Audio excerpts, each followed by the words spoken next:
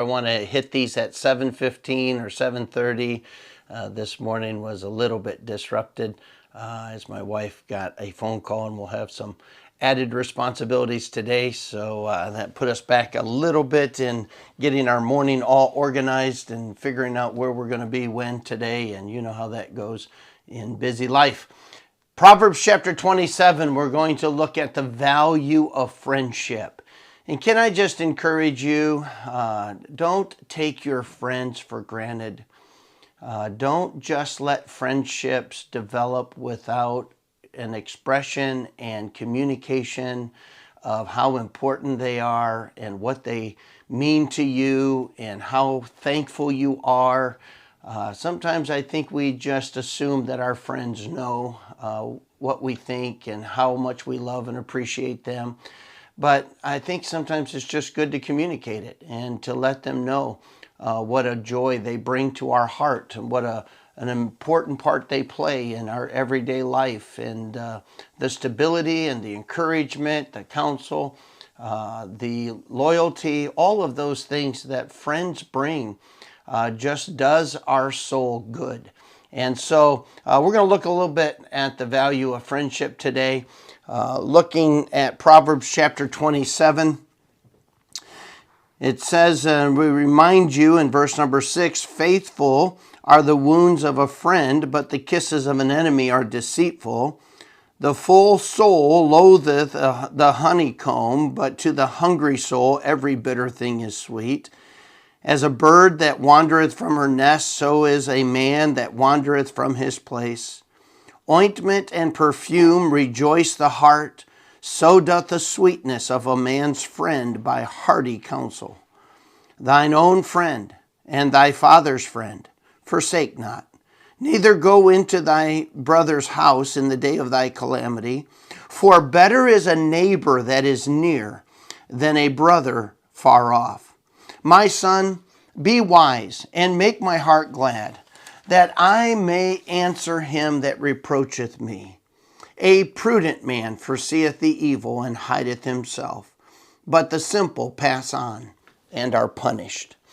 If you followed me very much, or if you go to my church, you know that this Proverbs 27:11, is the exact same verse as Proverbs 22:3. And word for word, God repeats himself talking about the wisdom that comes from looking ahead and seeing what is going to need to be done, and then planning each day for that day. I've used it in a financial arena many times, and that is, you need to plan ahead for what's going to break, because the second law of thermodynamics doesn't just refer to our bodies, though they do wear out and break down. It refers to everything. Our car will not last forever. Our furnace will not last forever. The shingles on our roof will not last forever. The dishwasher, the washer and dryer, and I could go on and on and on. Your flooring even won't last forever in your furniture. And what is your plan? What did you plan this week for what is coming? And God says the prudent man foresees the evil and hides himself. He prepares for it. But the simple or the ignorant is passed on and punished. In other words, they go, I'll worry about that someday. Well, that someday happens, but they're not ready. And they've not put any money aside. So they either are borrowing money, or they're using credit cards, or they're scrambling, or they're doing without, or it's really beginning to complicate life because they just didn't plan. In our world today, we just assume someone else should take responsibility and step up and rescue us from our plight. And but God says, you're being punished because you've been ignorant. You've been like an airhead, is the word. Well, here we find the verse again. But it's interesting that it's in the context of friendship and friendships that bring about good counsel. And here he gives us the same thing. You know what? Friendships take planning. It takes implementation. If you don't nurture friendship, it doesn't ever reach the level of closeness and help to each other that it could. And so friendships take work. It takes communication. It takes being intentional. It takes time. These are things that friendships require. And so God is saying, you know what? If you just think that friends are always going to be there, they're not. If you think that friends are just going to by themselves develop, well, relationships don't work that way. Our relationship with our spouse doesn't work that way. Our relationship with our kids don't work that way. Our relationship with God doesn't work that way. And our relationship with friends doesn't work that way.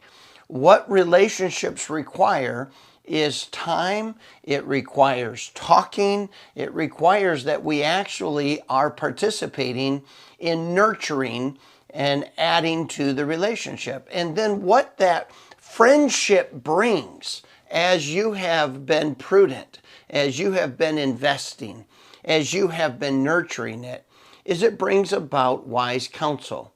You know, in verse number 10, it's not necessarily saying, or is it verse number 9? Verse number 10, it's not really putting down a distant relationship with a brother. It's just saying that family is important. Family is critical as well. But sometimes if you have a brother that you're just not close to, or you have a family member that you're just not close to, in the day of calamity, in the day where you need some advice, you need some direction, you need some encouragement, you need some counsel, well, that friend, that neighbor who is near, who is close to you, becomes more valuable than even family. And it's because you've nurtured that relationship. And so it's not a competition. It's just using family as a natural, close relationship because they tend to naturally gravitate because of the amount of time and life that you share with them. That sometimes it's just not the case in families. But in the day when you really need somebody to be there, that friend that you know you can call, who's not going to just tell you what you want to hear, but it's going to tell you what is wise, going to tell you what is right. And they're going to encourage you along the way, and they're going to stick with you through the entire trial. They're going to be there to bear the burden. They are so valuable. And I would just suspect that everyone listening has those kinds of friends.